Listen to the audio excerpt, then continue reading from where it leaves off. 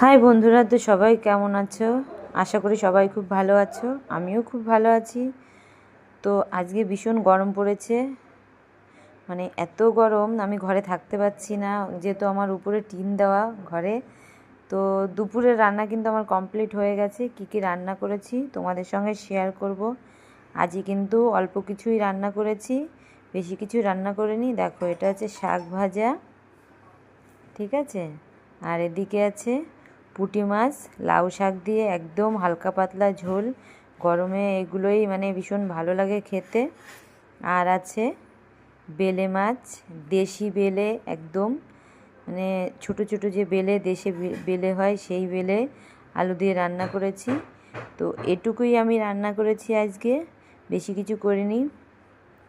তো তোমরা কে কী রান্না করলে অবশ্যই কিন্তু কমেন্ট করে জানিও। গরমে সবাই সাবধানে থেকো, ভালো থেকো, সুস্থ থেকো।